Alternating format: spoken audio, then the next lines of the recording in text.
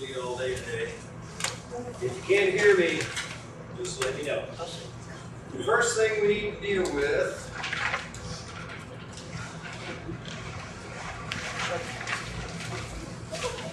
are these two words, karate and karate-do.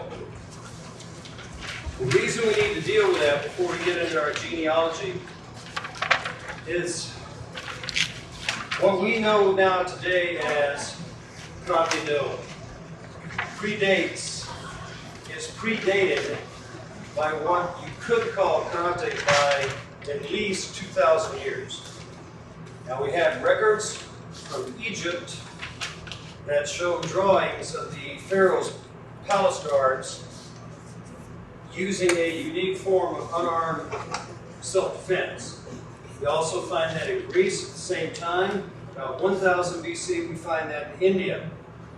However, those people weren't what we would call today karate people.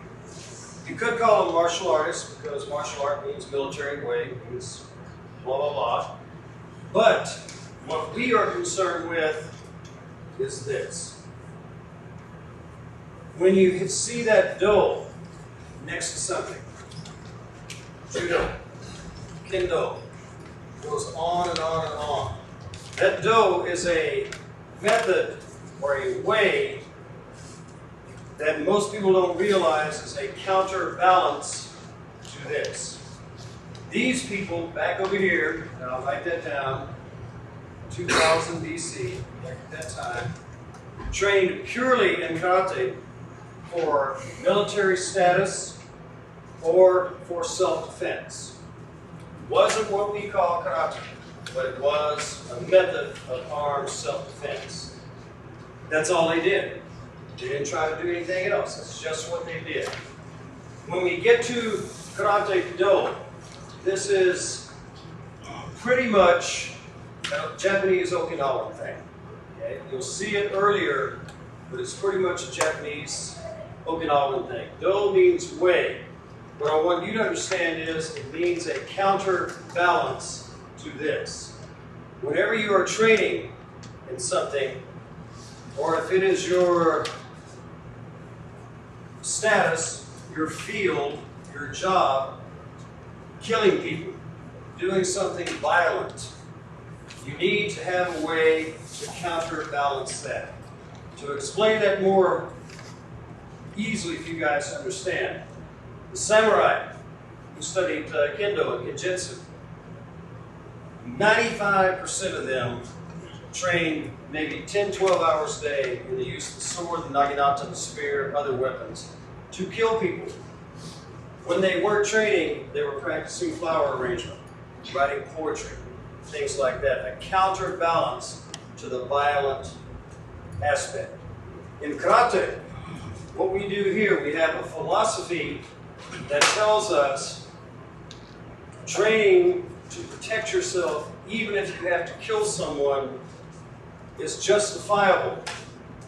However, your philosophy tells you while you're doing that training, after you've completed that training, do everything possible to keep from being involved in a violent situation. So do you see the thing about the counterbalance there? Okay? That is what we're concerned with. We're not concerned with what they did back in the caveman days. They were concerned with that karate-do thing. Okay, now we move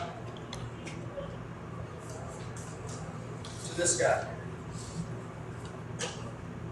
His other name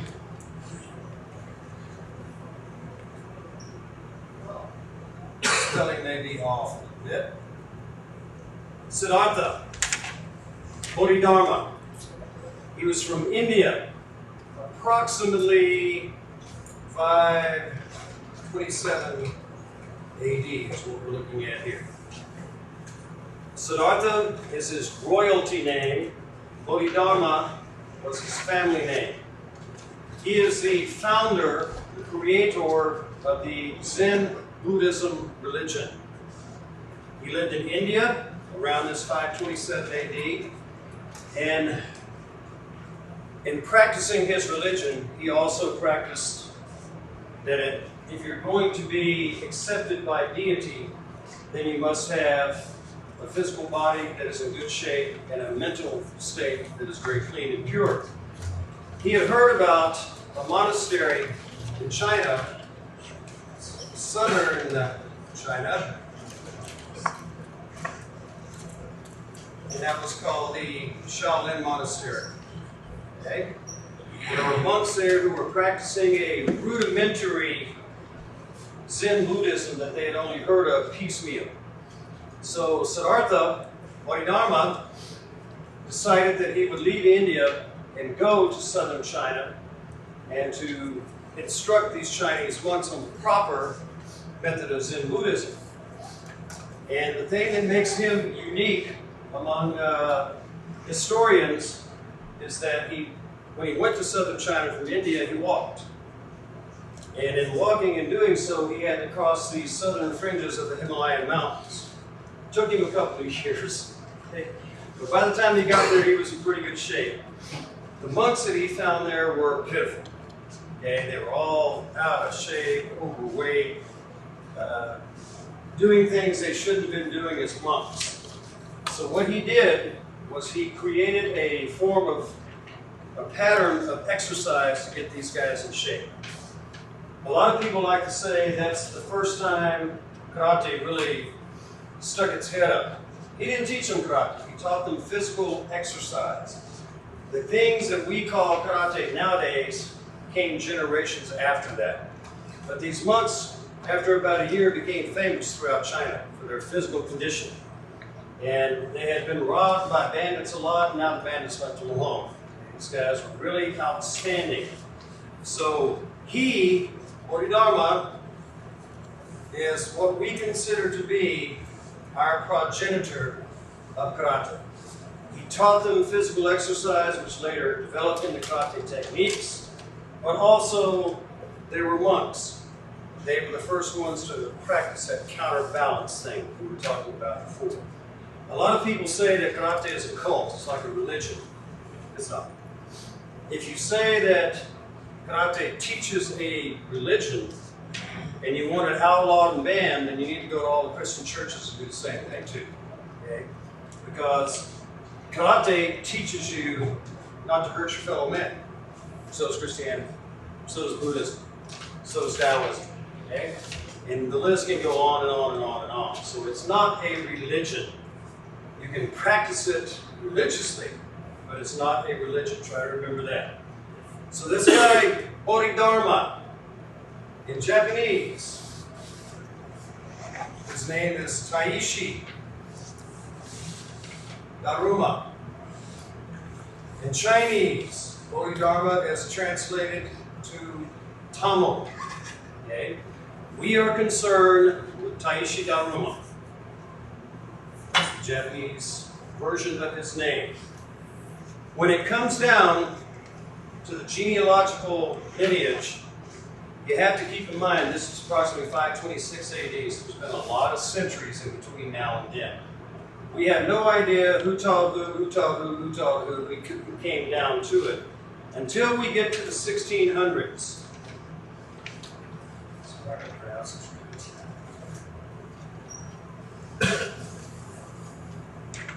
Nope, it's not cute. Okay, that's pronounced Zhong Lu, 1600s. We know he was from that lineage. He was a master in China. They call themselves boxers. They didn't call themselves karate men. And he was a master boxer there, who involved with trade between Okinawa and China, which are only about 300, 400 miles apart. He taught a merchant from Okinawa by the name of Shotokan Yara. First man on your sheet there. Okay? So he's going to be the first guy we're going to deal with. Shotokan Yara. 1600s in Okinawa. His style was primarily Chinese influence But Okinawa at that time had its own indigenous method of self-defense, which was different, but also applicable. He started applying principles from both of these. Later on, his most prolific student was Paichin Takahara, the second man on your sheet there. He was quite famous for taking Shotan Yara's method of karate a step further by adding a few rudimentary patterns, things like that to it. His most prolific student was a man named Tode Sakugawa, T-O-D-E, Sakugawa. Takahara was his teacher, but at this time, a Chinese envoy came to Okinawa, whose name was Kushan-ku. It could also be called Kusan-ku. He was very, very famous in China at this time. He was like a progenitor from Zhong-Lu. He trained Sakugawa, who in turn trained Matsumura, probably the most famous Okinawan karate man of all. So Kushan-ku was involved with him also. Tode Sakugawa was, like I said, Takahara had some rudimentary patterns that he applied to karate. With the help of Kushan-ku, Sakugawa and Matsumura really are the first ones to start teaching pretty much like we do now. Okay, with drills, kata, patterns, things like that. Matsumura, Sakugawa, as a matter of fact, created a kata that he named after Kusan-ku. So he is the creator of the Kushan-ku kata, which we know nowadays as Kankudai kata. Okay?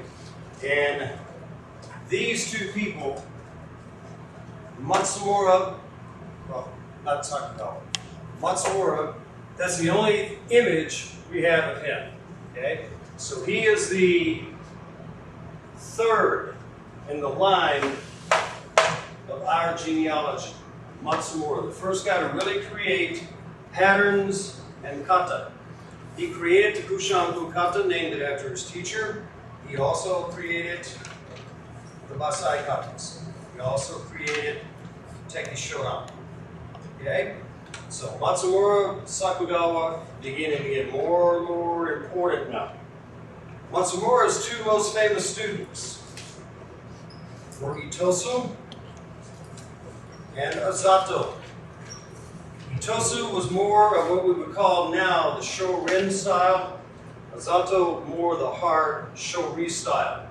There is no known photograph of Azato. This is all in the early 1800s here, late 1700s. But we have a drawing of Yasune Itosu.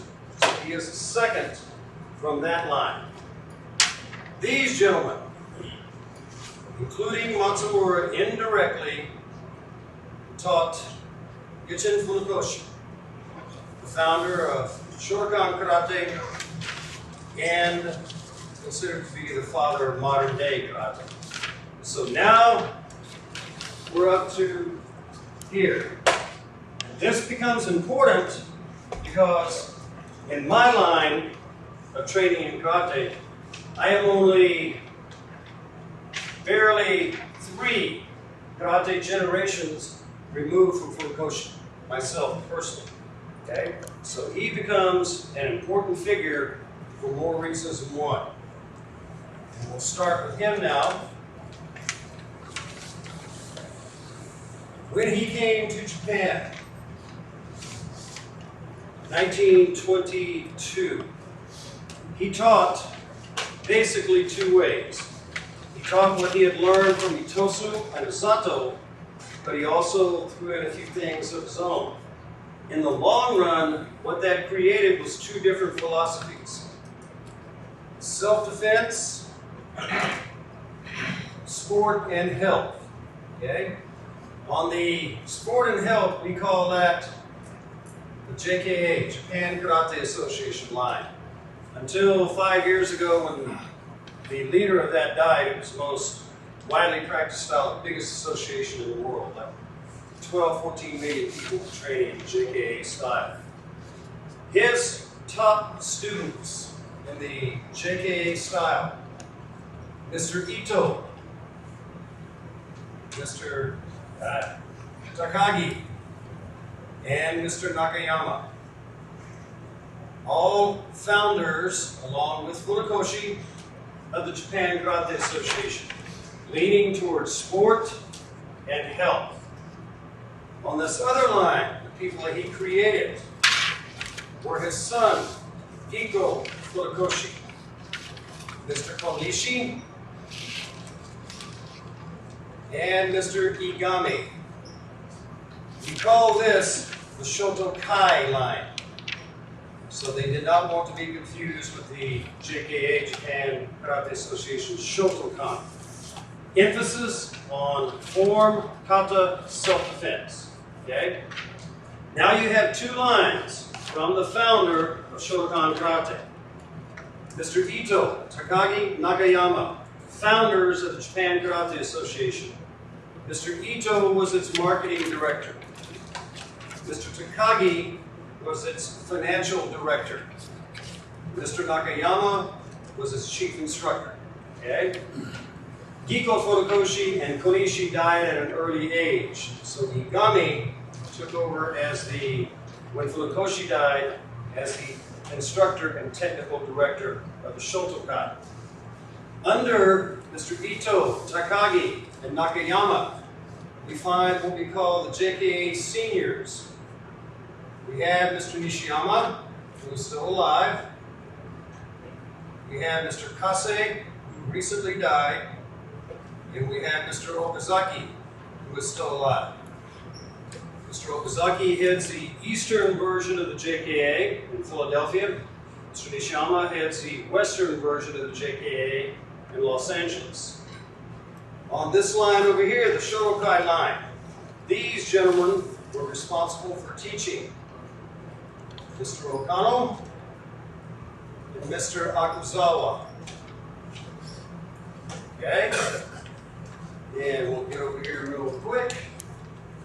Gichin Funakoshi, his son Giko, Mr. Konishi, Mr. Igami. We have no pictures of Takagi and those guys. But we do have Mr. Nakayama. Okay? Over here we have Mr. Okano of the Shotokai. And we have Mr. Akazawa of the Shotokai. Okay? The next group we have on the JKA line, Mr. Kanazawa and Mr. Mikami. First two top instructors to come out of the Japan Karate Association Instructor School, trained by Nishiyama, Kase, Okazaki, Nakayama, Takagi, and Ito. On the Shotokan line over here, we have Mr. Arwood and Mr. Kuriyama. These people here are what I'll explain later. I call the modern line. Old line, modern line. Mr. Akazawa I've already pointed out. Mr. Arwood, Kuriyama, Kami, Kanazawa. They, in turn, produced me. Arwood was my first teacher. Mikami was my second sensei. Kuriyama was my third sensei. Kanazawa was my current sensei. Arwood is still alive. Mikami Kanazawa is still alive. Mr. Kuriyama was killed in a car accident in '73. On my line, what I consider my senior students, we have Mr. Keebler, Mr. Wong, Mr. Martin, Mr. Phelan. I'll also add on there, I hate him, Mr. Norris. He did help me with a lot of things. Under these people, the people that I would consider seniors, and not on your list there, but Mr. Richardson, who has had a Way of Japan dojo in Alaska for quite a few years now. Mr. Finnegan, who has a dojo on Morro Bay for a lot of years now. Mr. Suter, Klamath Falls, Northern California. And Mr. Bellardo in Bakersfield. Okay? So, all of you guys who are not listed on this board, here's where your line is. Okay? But you can lay claim to those lines, and since those people were taught by these people, you can lay claim to them, claim to them, claim to them, claim to them, all the way back to that first guy on the list, Shotokan Yara. Okay? We know that for sure. We can take it to Zhonglu, we know that for sure. But we don't know who the 210,000 guys were in those missing 8 or 9 centuries there. Okay? So that is the genealogical breakdown. We hope it gets bigger. And now we'll discuss people up here. I'll briefly go over this again now.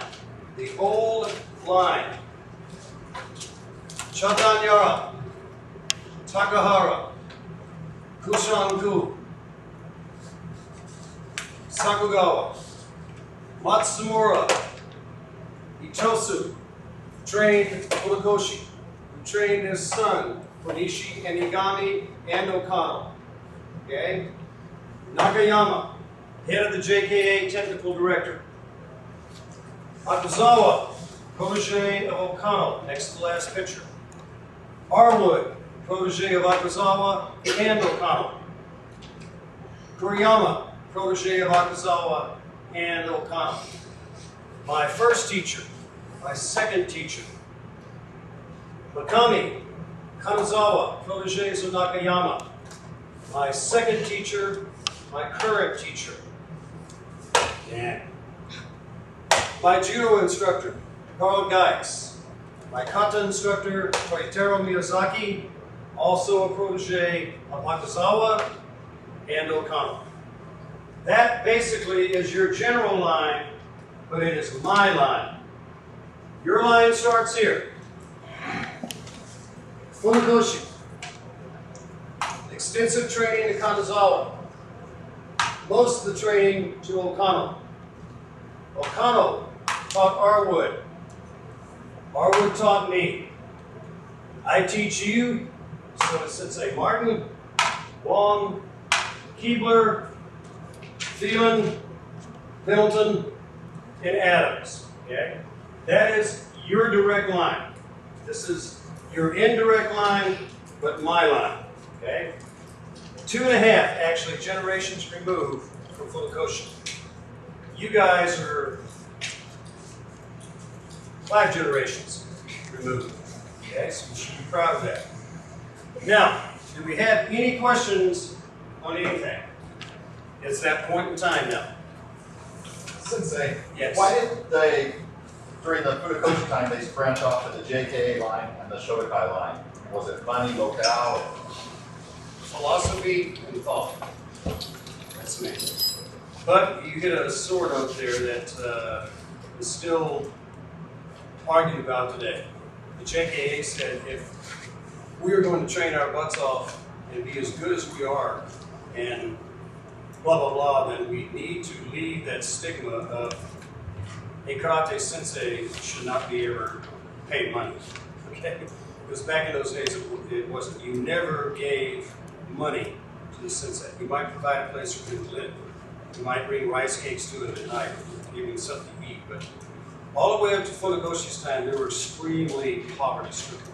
Most of them were. But then the JKA said, well, you know, we've got to pay these guys. So to pay these guys, we have to spread. The Shotokai wanted to keep karate intact. The JKA are the ones that spread Shotokan around the world. And Takagi and Ito, when they formed the JKA, were both industrial multimillionaires. So the founders of the JKA had no problem with that. None at all. It was the Shotokai who kind of drifted off into oblivion and remained poor. Even when I trained in the 70s with Mr. Okama in Japan, he was dirt poor. It's really good. Other questions? Gotta have something. Yes, Al? Al always asks a question. Okay, it can be pertaining, it doesn't necessarily have to be what we talked about today. It can be pertaining to anything remotely, like Mark did. Why they changed, why they split. Where did you meet Arwood, and how did you hook up with Arwood? Just gotten out of the Army. I just got back from Vietnam for the Special Forces. Didn't need karate. It's bad enough to ask myself already. The girl I was dating already at that time wanted to learn karate, and I kept telling her not to. I said, it's not any good. I mean, we had Yakubo, in the military, and I never once tried to use it. But she finally talked me into it, so I took her to, there were only 2 karate schools in Houston. The first one, we didn't even walk in the door. I looked in the mirror, in the window, and said, I didn't want to go there. Then we went to Japan Ways, and I met Arwood, and he sensed an attitude right off the bat. And he asked if, if he'd like to spar around a little bit, and I'm sure. He said, okay. So we sparred for about 10 minutes. I didn't hit him, he didn't hit me. How old were you? I was 22. He didn't hit me and I didn't hit him, and he said, well, what do you think? And I said, well, you're pretty good, but I couldn't hit you, but you couldn't hit me either. And he said, well, I wasn't trying to hit you, but you're right, dude. Okay. So I was getting ready to leave, and he said, no. I said, if you want to do that, we can. I told my girlfriend, I said, here's why you don't want to take this. Walked out, squared off, threw a nice left hook at him, and all my air suddenly disappeared. He stepped to the side and planted a ball of the foot round kick right in my solar plexus. And then after that, I said, okay, I got to watch my feet. So I watched my feet, blocked a couple of kicks, and got hit right in the mouth with a hand that came over the kick. Make a long story short, I got knocked out about 6 times. So, that was the best student he ever produced. Yes, sir. Is, okay, you trained for Arwood. Why did you leave though? I came out here. Arwood, technically speaking, he wasn't very good. He's one of those kind of guys where he's not gifted physically very much. But he was an excellent teacher, motivator, driller. I mean, he trained us like he did in Japan. I mean, you think Belmont Dojo was something, you should have seen Japan Ways back there. I mean, So you went to I never had any training in the military like it before. That's when you went to Karate-Way? Well, Arwood started getting more involved in the business aspect.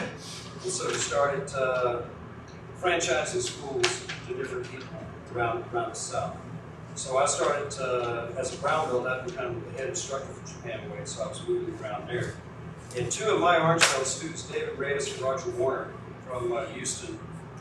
Roger was from Fresno, so him and David came out here and opened the Way of Japan under Jim Arwood's thing. Eventually they bought Jim Arwood out. Roger and David split because David, he liked the karate business, but Roger had his sales training and selling siding and carpet and stuff that doesn't exist. Sell it real quickly and get out of town. So he left, and David wanted to devote more time to business, so he asked me to come out and teach in the summer of '67. I did, and then I left and came back. And that was not the height of my tournament career, but it was the beginning of it. And Texas, the Southeast, only had 1 major tournament. New York had 1, Chicago had 1, California had 5 at the time. So David called me up and asked if I'd like to teach full-time out here. I came out just for tournaments. I was going to be here. in 67. Well, I started fighting in '64, but I was black belt in '67, attacking the national circuit. Yeah. And I had planned on winning everything I could out here and going back to Texas. Cycle Funakoshi left Okinawa, never went back. So what could I get here? So it took you 3 years to get your black belt? 2 years and 8 months. And in '67, when I came out here, that's when I hooked up with Korea. The weapons training, is that part of the Shotokan? So the Shotokan of the sport. JKA is definitely anti-weapon. Shotokai, Mr. Okano, I know for sure. I don't know what he got me in Konishiya, but Mr. Okano has, which I've taught the students here, 3 sai katas, 3 bo katas, 2 nunchaku katas, and 1 seppo kata. So Funakoshi taught those, and he taught them to his son Gigo, and Gigo must have taught him some people too. But as far as I know of, the Shotokai still has, in their curriculum, still has some weapons training. JKA just. But when Mr. Kanazawa broke away from the JKA, he went out and learned 3 or 4 weapons classes because he sees the value of it, as far as dexterity, coordination, things like that. What did the JKA teach? Just exercise? Same thing you learned. Same thing you learned. I don't know if you said that. JKA, Mr. Kanazawa and Mr. Wakami were their first 2 worldwide instructors that ever went and, taught karate around the world. So everything you're learning here is a mixture of that and a mixture of the Shotokai too. And most of my senior students here were all originally trained in Shotokai under Okama. Then we didn't change styles, we just went to another. Still teach them both. The guy in here right there, you said I did Kata instructor. Yes. You said that we had 2 instructors, one for the training and one for Kata. Well, I don't have a picture of him up there, but I consider Joe Lewis 7-time world champion. Probably my most foremost sparring teacher. Because he came up here to Fresno a lot of times, we worked out together. I became in 68, 69 his chief sparring partner. And so I learned a lot about from 7-time world champion. Runner-up to Mr. America in 66. Yeah. Lightning fast. I made it once. I learned a lot from him. And Miyazaki, who was a great freestylist himself, he was really, really great. He, at that particular time, I called him strong, but it lacked a lot of formal stuff. He's the one that really settled me down, got my stances better and stuff like that. Next question. Now, you did some training over in Japan also? Yes. Okay. Twice. For how long did you do that? 2 months first time, 6 weeks second time. Food's awful. I can't find any decent Japanese food anywhere. You really can't, I'm telling you, you really can't. What did they say about the height? They so strong with that. They usually don't pay too much attention to it. Girls giggle and guys just look at you. Yeah, they don't pay too much attention to it. The second time I went, early 80s, was a lot better. First time I went in early 70s, there was no signs or anything in English, none at all. And it was just really, really hard. By the time I went back the second time, there's weird French, English, and German. Didn't even get by. I really loved the second time I went to the head McDonald's. Oh, really? Yeah, you laugh too if you went in there. Yeah, they got plenty of tomatoes and lettuce and stuff like that, but they have virtually no beef. That's why they invest in all the cattle ranches over here. And so all you had was like a meat sauce. That was a Big Mac. Lettuce, onion, pickles, tomato, and meat sauce. Prior to Arwood, his military training was the only other training that you had. Prior to Arwood? Prior to Arwood, Yeah. military training. That was all. Well, I was Golden Gloves boxing champion, Southwest boxing champion, 4th Army boxing champion.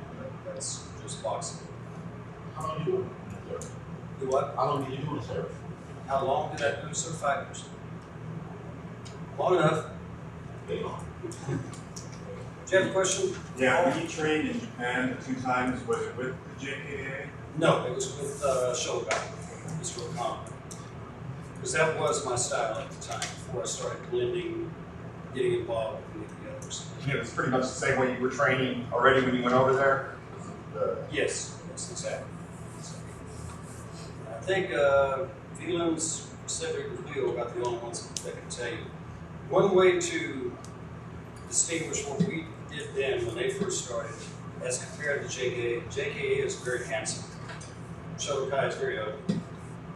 I mean, just an average day of class, I mean, people be bounced off the floor with their heads. We just said, well, this is karate, it's supposed to work, and this is why it works. You know, you can break people's face and stuff like that. But then we'd always have to stop and go, uh-oh. I should have said that. Now I gotta go home and write a poem or something. I try to stay balanced. You have a lot of poetry at home? Yeah. Cedric does too. Still right. Still right. Cleo wrote one time and said, roses are red, violets are blue, my head is too. Cleo likes to get in them long poems. Any other questions? I was generally speaking, I was training in Japan, and it's different than with, say, Western training Yes, still systemized and patterned, but it's very boring, extremely boring. Every class is the same thing. You warmed up and then you went through all the basic kicks, rear stands, all the basic punches, all the basic strikes. And by that time, the hour was over. It was just very boring, very redundant. But I did take one class at the second time I was there at the JKA headquarters. It's completely different. Completely different. A lot of people getting their faces busted and stuff like that because up until about the 90s, they could not stand non-Japanese people in karate. They just could not do it. So when you came in, well, Shotokai couldn't either. You came in, you took a beating, but it was much more regimented. The JKA was, where you do, which I taught some of you guys, the Japan University class, where you start with one technique and you end up, by the time you end up with a 20 technique combination. Ross, explain that to him, Ross. For those who haven't been here. Started with one technique and build up. You just keep adding and building and No breaks. no breaks. Just keep going. So you might start with a jab up and down the floor about 10 times, and jab reverse punch up and down the floor 10 times, and jab reverse lunge punch up and down the floor 10 times. So you just Very keep exciting. on going, keep on going, keep on going. But yeah, I had that problem with everybody kept, when I was there, my sparring was very, very much controlled. But I kept getting hit in the face and getting my eye cut and kick the legs and stuff like that. I'll never forget a little guy who had just gotten his Shodan. He had just turned 18. He came over and said, "You train with Arlen?" And yeah, he said, "Do you know John Slocum?" And I went, "Yeah, John Slocum was before Arlen, but he was a Shotokai legend, a Caucasian Shotokan legend from New York City." And I said, "Yeah, I know him. I worked out with him a couple of times." He said, "Here," he said, "they don't respect you." He said, "You be more like John Slocum." It worked. It worked. The next day I came in to spar, I did a front leg round kick on a guy, just about took his head off. And then Mr. O'Connell said, no, face contact, face contact. And I said, "Well, you've been face contacting me since I've been here." No. So I said, "Okay." So did the same technique, kicked him right in the crotch, right down. And he said, "Don't kick genital, don't kick genital." And I grabbed him and threw him down and punched him. He said, "Don't grab, don't grab." I said, "No, I'll focus. Everything they do to me, I got to do something different." We found it out. As it turned out, in sparring, I was much more versatile than they were. And they were punch kick, punch kick, punch kick. Got a lot of things I can do here. Other questions? Randy, you had one. Sensei, how would you characterize the change in the student, not necessarily at Way of Japan, but just as you see him come through the door, between say the 70s, the 80s, and the 90s? Has there been a change in the demeanor, or what they're looking for, what their toughness is, or how would you characterize that? A lot of it has gone from mystique to assumed education. At first, the only people that would come into a karate school were the Gene Nichols and David Cannons and people like that who wanted to do something tough and strong and hard. They didn't care if they got beat up, because there was a mystique to karate. Now, when I say assumed education, you talk to anybody on the street, and they'll tell you all kind of stuff that they think is true, but they know all about karate now. But what happened here, as opposed to what didn't happen in Japan, is the karate that was taught here, generally as a rule, was very brutal. And then about the 70s, you start getting a few lawsuits thrown here and there. Then by the 80s, everybody's got to have dojo insurance and all this other kind of stuff. So it got so toned down and watered down that is a big thing that I see. Being 2 generations removed from Funakoshi to now, that's what I see. And I just had a gentleman come in and sign up last week who has been to most of the dojos in town, and he's a Nidan in Shito, and he's trained pretty extensively in Japan. And he lived in New York City for a while, in Philadelphia for a while, and he came here, and he wanted to get back involved again. And he said he went to all of what people had told him were the decent dojos in town. And he said, I just figured I just have to train and stay at home. He was jogging by here one day and stopped where you guys were training. And I talked to him for a little while after that, and he said he hasn't seen karate like we do it outside of Japan. He said he hasn't. He said everything now is all, see how fast you can get your belt, see how fast you can get a little patch on your knee, and patch over here, patch over there, strike. Here, strike there, strike reverse over patch. That kind of stuff. How would you say the training in Japan and the United States? Okay, is Japan more than trained in the United States, or is that depending? Well, especially in Southern California, you have a few dojos left that I would put on a definite equal par with the training in Japan. A few. They're the guys who, they don't care about insurance, they don't care about lawsuits, they don't care about anything. I just want to teach, put me in jail if you don't like it. That's all I can tell you. But up until about the mid-70s, when the Japanese national team came over here and fought the American Shotokan national team, we got slaughtered.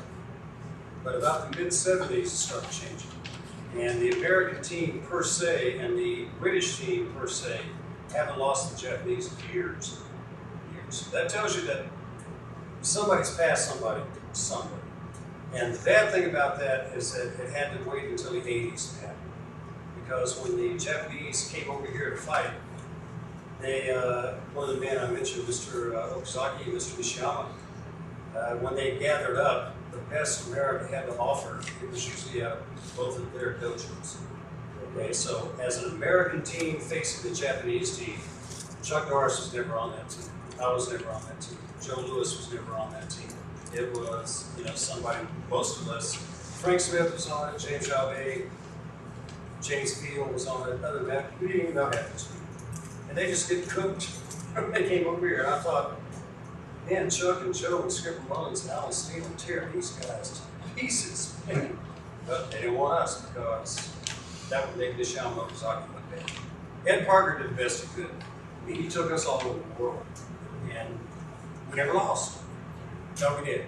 69 in New York City, East Coast versus West Coast. We lost by 2 points. Other than that, every place we went, we beat everybody. So these weren't like were these like open tournaments, or you had to be like on a team? We were open tournament fighters. They were traditional tournament fighters. They had dominated, so long because they were fighting a bunch of dojo rats over here. They would fight, the best this country had to offer all. And we go over there and like they knew nothing about us, and we knew everything about them. They're going to foot sweep us, they're going to try to punch us in the mouth, or they're going to front us one or two. And Skipper Mullins was with us one time, and most of you guys have heard of Bill Wallace. Yeah. Well, Skipper was before Bill, and Skipper made Bill look slow. Yeah. He made Bill look slow. He was about my height, about 75 pounds, something like that. Very skinny guy. His belt wore up around under his armpits. Like they fought. He looked like AC from Dallas, which he was. But it's like, the referee looked. Somebody throw something out of his hand, Bill Skipper just hit this guy in the face. No, nobody kicked me in. I think I saw something there that time. And Joe Louis would just go over and cave their rear cages in and step over side kicking this man. Well, you saw him on the film too. The guy in the checker gi. We've had some good fighters since that generation. But they've all been part of that generation that's changing from good karate to now it's just a game tag. I mean, anytime you see a little snippet on TV right now, it's just like, oh my God, what happened? This guy, he's won 25,000 tournaments already. You look at it like that. You'll never win a street fight. I'll tell you that. Jumping up in the air, slapping a guy with your fingertips on the head is not good. But generation after generation of instructors, if you don't keep your eye on what I explained today, if you don't keep your eye on the fact that you come from somewhere, you come from something, and you start getting off into, what can I say, who we here? Will Norris did it for a while. Idiot Dan Leader, he did it for a while. People breaking off saying, well, yeah, what we do here is good and stuff like that, but I believe this is better, and I believe that's better, and I'm throwing my own thing in here and stuff like that. and then turn around and talk about how good they are and criticize us. Who the hell taught you? Who made you as good as you are? Okay? Me and you guys did. So that's what I never understand about that. They always try to come limping back later on, but something's missing. Even if I smile and say you're welcome, they know in the back of my mind I'm thinking, yeah, you went out and opened your own school, you did this too. But I don't think that. I'll give you another chance. You're enough rope to hang yourself. Eventually, you're going to die. Other questions? How long did you compete? 64 to 72. I competed a few times after 72, but I officially, in my mind, retired at 72. So your life was all I got to the point where I wasn't fighting winning, I was fighting to keep from losing. So after that was all teaching? All teaching. And then I had plenty of guys that I was teaching that took over the tournament. And probably 90% of them have like heck of a lot more trophies than I did. What is But you didn't get them you didn't get your trophies when I got mine. Yeah. Yes, Phil.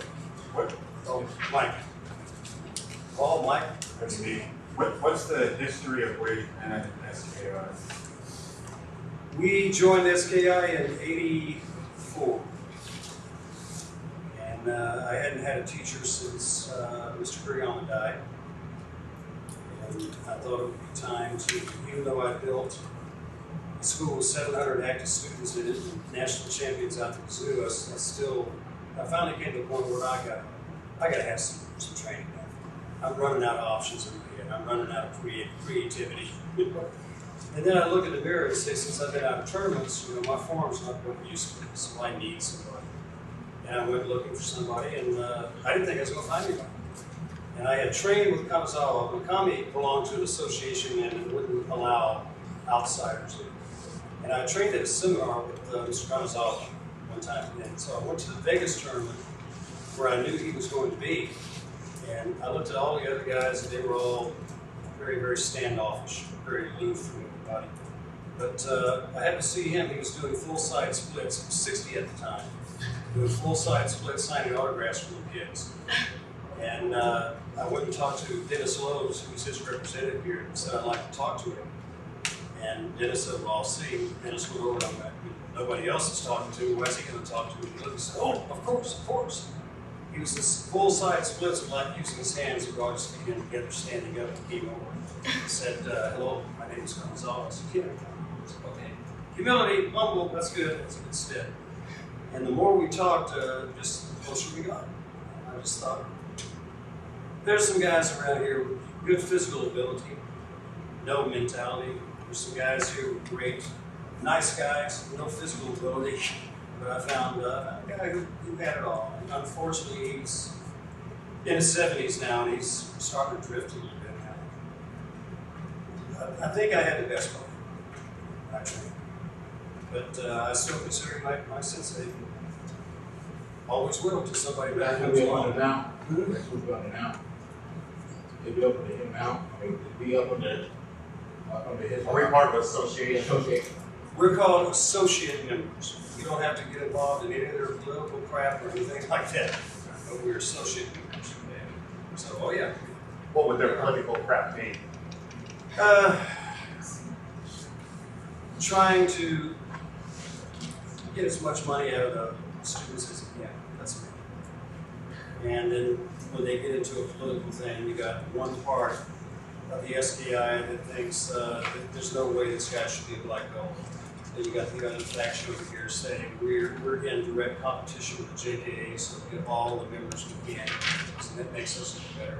That's when I finally told Sensei, I said, okay, so this has nothing to do with us in Fresno. Nothing to do with us. We just kick punch people, and that's all we want to be. I said, actually, I told him I was resigning. He said, "Me too.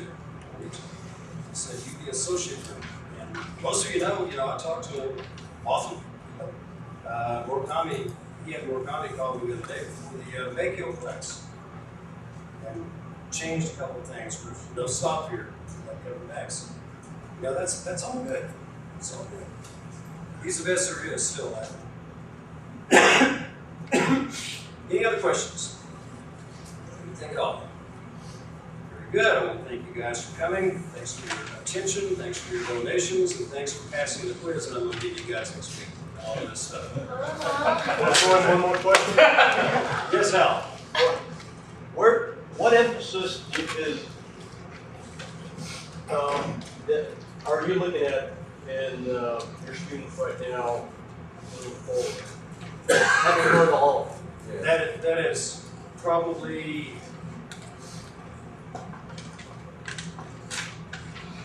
being what I consider a leader and not a follower. That's probably the biggest, hardest thing for me to do. Because to me, karate was developed as a fighting art. And to me, it always will be a fighting art. So I really get ticked off sometimes when I have to keep teaching things. It's not that I don't believe in it. It's just I don't think this is making the best round-out student. Because what happens after a while, before you know it, for the last 6 months, every time you come to class, you've either done Kihon Kata or Kihon Ippon Kumite.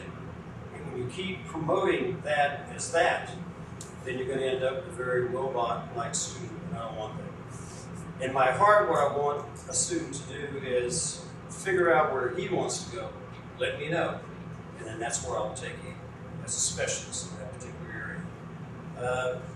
When I say that, Kihon Kata and Kihon Ippon Kumite, Jiu Ippon Kumite, what I've done, which most of you senior black belts know on that, is I said, I don't care which number you do. Just the guy's going to signal Jodan. You need to know Jodan means it's coming to your head. And I just want to see you defending it. I don't care if you do number 3, number 2, number whatever. When you get too stylized in that, then you become too limited in that. Okay? And like I explained, like we'll be doing in the black belt class next week, in the Kanzawa system and the JKA system, the only defense against a front hand technique is against a kazama. How many ways can you throw your front hand somebody else? Officially? Yeah. Well, let's just say after training for 6 weeks real strong. At least 9, 10 techniques. At least. They don't have that system. So if I teach only what they have in the system, you guys are going to lose. Okay? How many techniques do they teach against a front leg kick? Somebody tell me? In the book. 1, 0. None.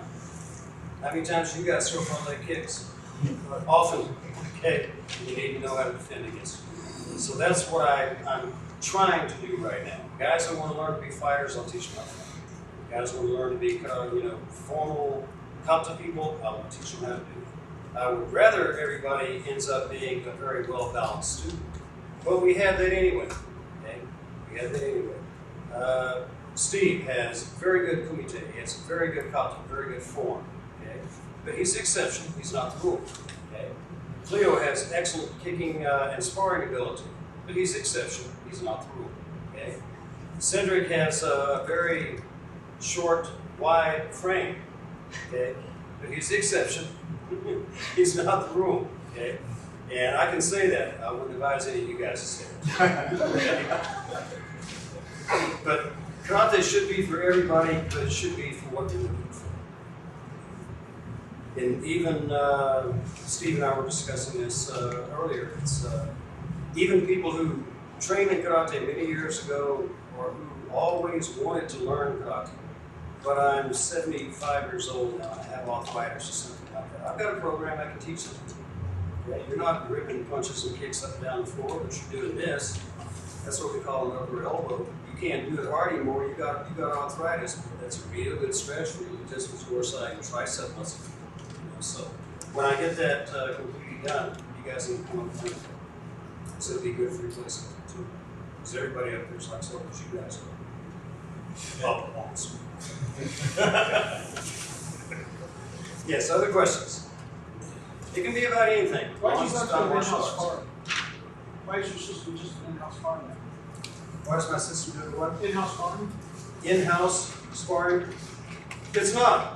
It's not. I give the students the option. I tell them, you want to go to tournaments, go. Cedric goes all the time. Joe's got probably 150 trophies now in like the last 2 years. It's just nothing that we really promote anymore because the tournaments, at least in my mind, I've seen them since they started in '63 in this country. And I wouldn't waste my money on that. I don't think they're teaching you anything. They go back to, especially open tournaments, they go back to their dojo and teach their patch this humility, respect, courage, honor. You see them at a tournament cussing out referees and judges, you know, and trying to smack, you know, their opponent in the head and stuff like that. I mean, you teach them one thing over here, but which one is the real you? That's what I want. I know which one's the real you. The one with the big fat ego over here, that's the one that's the real you. But our guys never did that. Our guys never got penalized for anything. So we just didn't have jerks in sparring. When it became nothing but jerks, it's counterproductive to what I'm teaching. Now, instead of having 250 students go to a tournament, I have 5 students go to a tournament. But I trust them. I trust Joe. I trust Sid. I trust any of you guys who want to go to a tournament. I trust you because you know how you're supposed to be and how you're supposed to conduct yourself.